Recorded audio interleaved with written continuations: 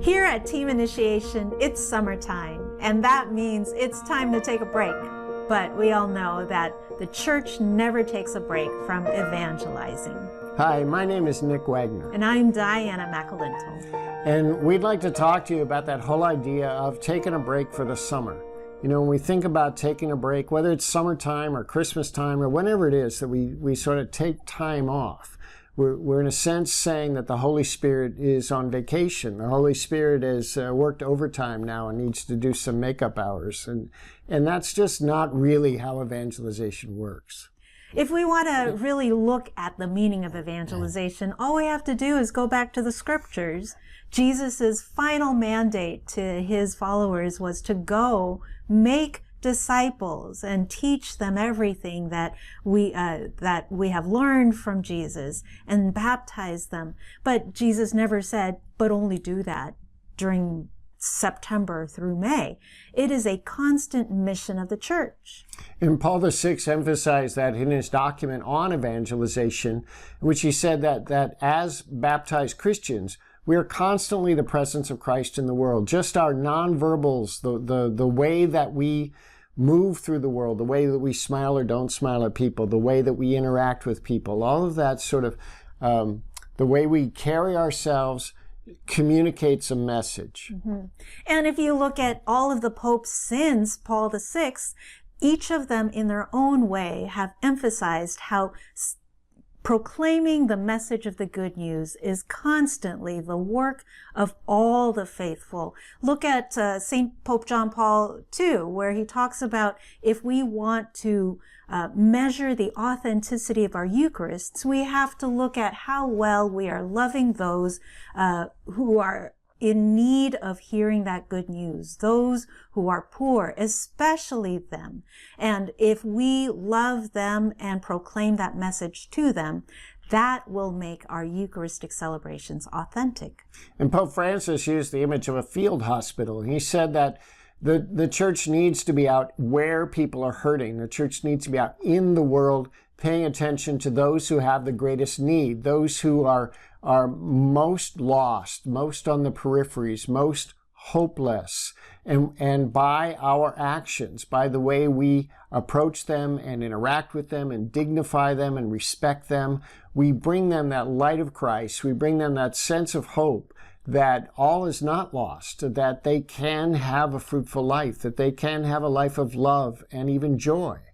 And so basically for all of us as catechumenate ministers, the reason that evangelization is so important is because that is what we are training our seekers to do. That is what we have been called to do. That is the whole point of initiation, not simply to be baptized to become Catholic, but to be the body of Christ out in the world. And so as we're talking about evangelization, let's shift our mind from evangelization happens once a person is registered or once they've taken so many classes and then become a catechumen. Let's look at evangelization as something we do all year long, every moment of our lives. Now, the word evangelization still has some connotations of standing on a street corner and yelling scriptures at people or approaching strangers and ask them if they believe in Jesus. And that's not really what we mean by evangelization in the Catholic world. So again, going back to Pope Paul VI, he said that there's first of all a wordless witness where we live in a countercultural way, we live in a loving way, and that causes people to ask questions. Why are they acting like that? Why are they being so happy all the time? Why are they being so generous all the time? And when people ask questions, then Pope Paul said that leads to the second phase of evangelization, where we give words to our hope. We answer people's questions about why we are so hopeful. And that conversation that we engage in then leads to the catechumenate proper. When in the order of Christian initiation of adults, it leads to that first period of the catechumenate called the period of evangelization and pre-catechumenate. And so if you take a look at your actual order of Christian initiation of adults at paragraph 9, it goes through the job description of all the faithful. This is the mission of the church. And it begins with that period of evangelization. And it tells you there exactly what all of your faithful, your parishioners, yourselves, your team members, everyone is to do during this period of evangelization. So let's take a look at paragraph 9. It's actually paragraph 9.1.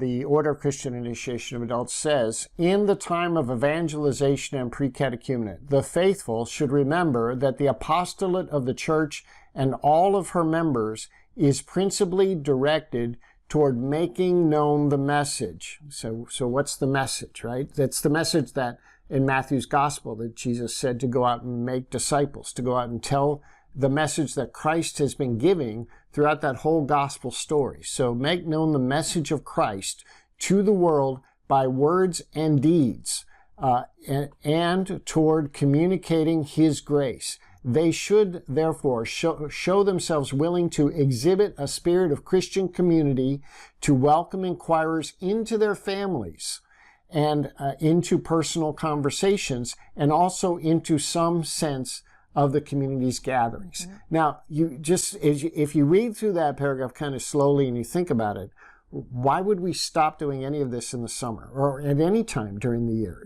All year long, every day, every moment of our lives should be that welcoming presence, welcoming people into our families, welcoming them into our conversations, and into our community gatherings. And if you think about it, those are really easy things to do for anyone in your parish, right? Especially during these summertime months, these kind of low-key, low-energy months where we don't want to do too many formal things. These are all casual, informal activities that everyone can do whenever they're at the church, in their home, in their workplaces.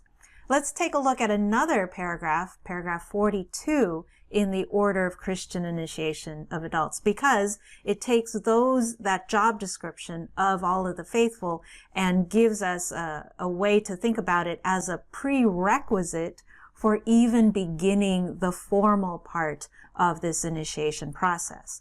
So paragraph 42 lists all the criteria that need to have happened before a seeker who is unbaptized can consider celebrating the first public ritual, the rite for entrance into the catechumenate. Toward the end of paragraph 42, it says that the seeker should have a first experience of the company and spirit of Christians through contact with a priest or some members of the community. And so if your seeker has not been welcomed by your parishioners, if they have not been able to have those conversations or even participate in gatherings in parishioners' homes or in some of the parish gatherings themselves, then they might not necessarily be ready even to begin the process of initiation with that first ritual. So let's look at some possible ways that we could actually do evangelization around the parish, or maybe even our neighborhoods, our schools, our workplaces.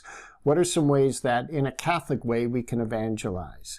And one way that I think is just very, very simple, and Diana's much better at this than I am, but it's still a very easy thing for any of us to do, and that's when you're out in public and you're at the checkout line at the grocery store or at the coffee shop, or you're sitting down at a table at a restaurant and the wait person comes over to take your order, simply find out the person's name. And instead of, calling for the waiter or just ignoring that the person in front of you is an actual human being, find out who they are and use their name in a way that demonstrates that you've noticed them.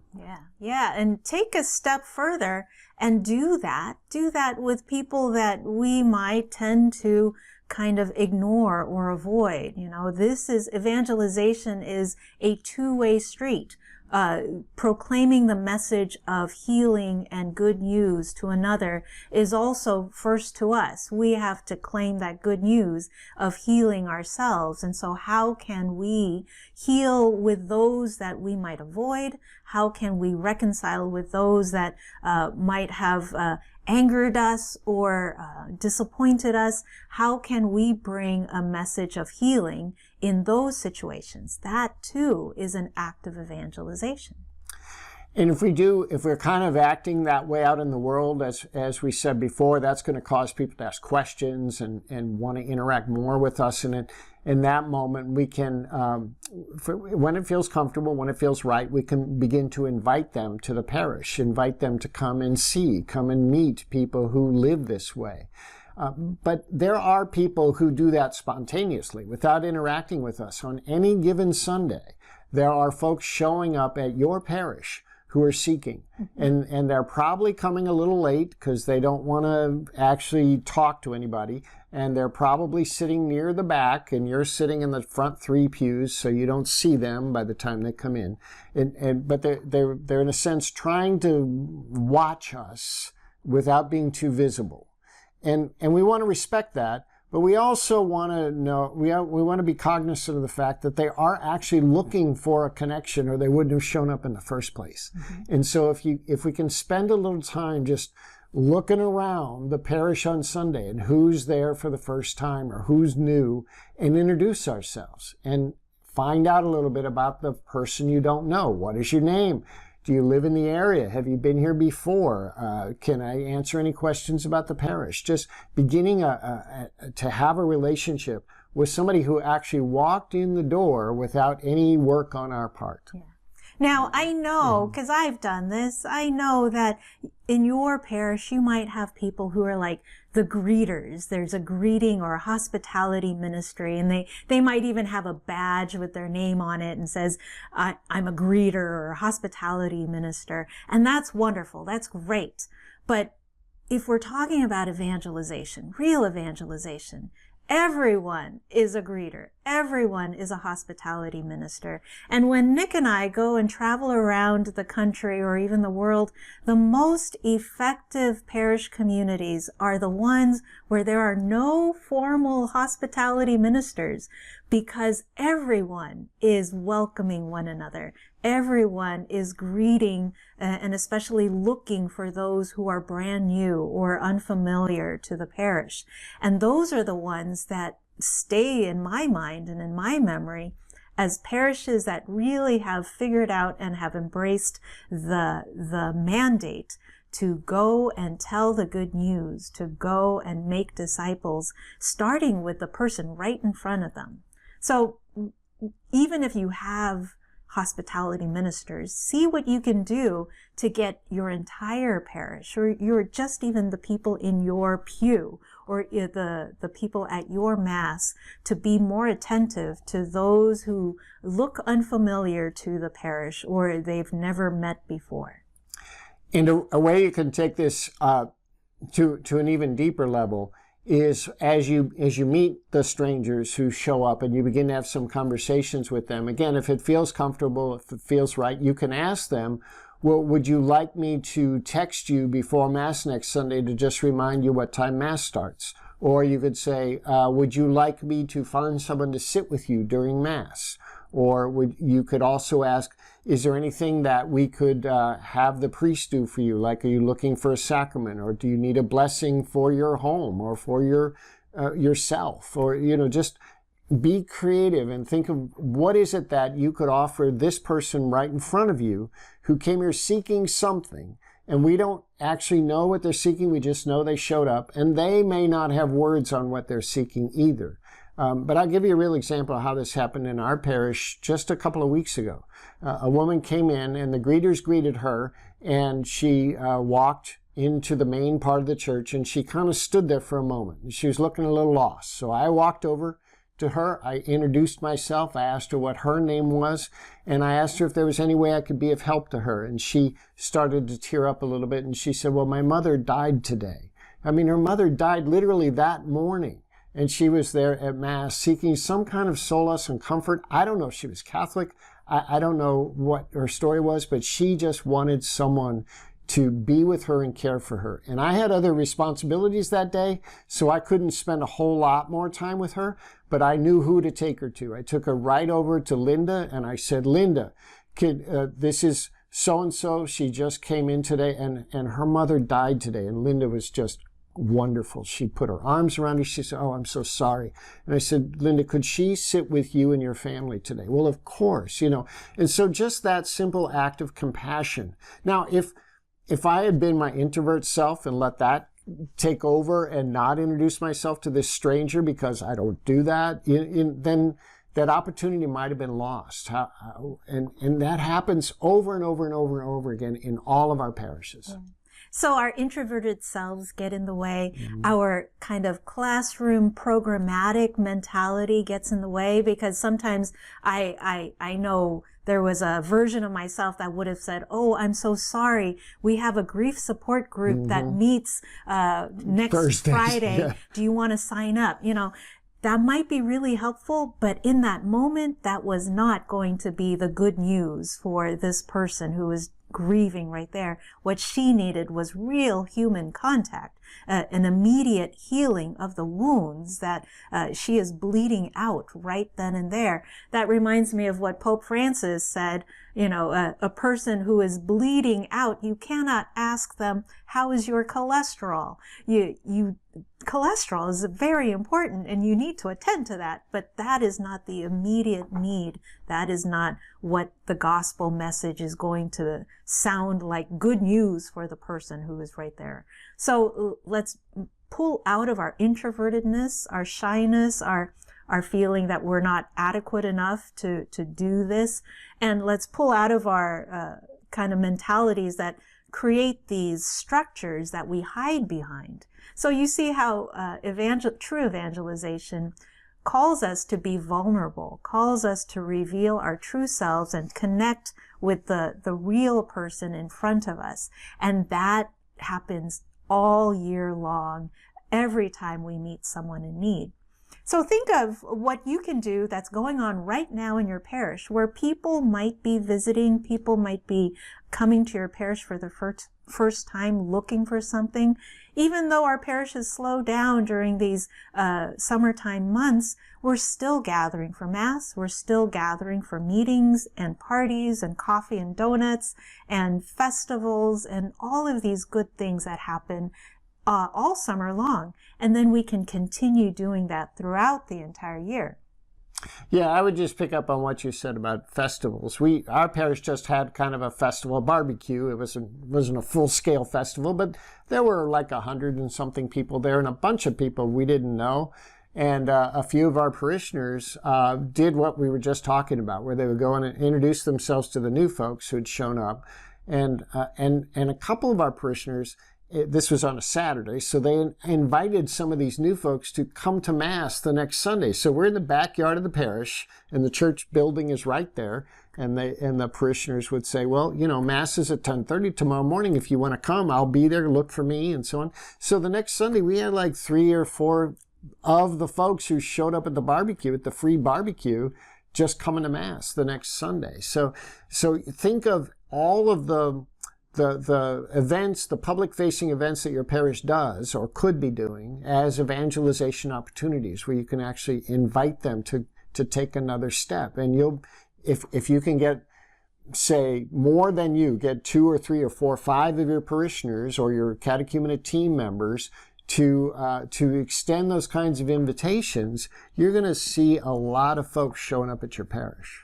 That reminds me, too, that our parish participated in the local city's festival. There was this big kind of summertime festival. They invited organizations to set up tables, and the entire city was there on a Sunday afternoon. And we had people from the parish sitting at the tables, but really we asked some of the parishioners just to kind of stand in front and engage in conversations with people who were walking by. And many of the people who were part of that festival had never heard of our church, but were Catholic or were looking for some kind of faith community. And we connected with them, got their contact information, shared ours, and started communicating with them. And that is a way of evangelization out in the world that, it's not standing on a street corner, but you're really having that opportunity to connect as a parish community with others in your neighborhood. So I think if we actually could do this, if we could think of evangelization as not a series of like 6 pre-catechumenate classes that happen in September, but rather it's an ongoing stance that we have personally, that we have as a parish community, that we're outreach oriented, that we're welcoming, that we continually invite. We invite to deeper and deeper levels. If we continue to do that, it's going to first of all help seekers who are looking for a path, who may not know what the path is, and they may not know what the church is. We have a seeker in our parish right now who did not know who Jesus was when she showed up. So she's on a path now to have a deeper encounter, deeper relationship with Jesus. But she got on the path because a parishioner saw that she was new on Sunday and said, "Hi, my name is so-and-so, what's your name?" And that led somebody who does not know Jesus to literally get introduced to Jesus. And that's, there are stories like that over and over and over again. Now, most of our seekers, they know Jesus, or they have some idea who Jesus is, but they don't know that thing about the saving hope that we were talking about at the beginning. They don't know that they could have unlimited hope, unlimited love, unlimited grace, unlimited compassion. So those are the stories that we need to be telling them. And when we do that, it's going to transform that seeker, and it's going to transform our communities. It's going to transform our parish and renew our faith. Yes, and so I don't know about you, but I'm so excited for these summertime months because it feels like we can do some really creative, beautiful, necessary work of evangelization that prepares us to keep doing that all year long. It encourages our parishioners to really exercise their baptismal mandate to go and make disciples, to go and heal the wounds and proclaim to others Jesus Christ has died for you and has saved you and is living at your side every day to enlighten, strengthen, and free you. So I hope that this little video has given you some encouragement, some ideas, a new way of thinking about these slow time days that we are all entering into, and renewing our commitment to being evangelizers and to being missionaries for Christ out in the world. Thanks for your time, everyone, and I hope you have a wonderful summer. God bless.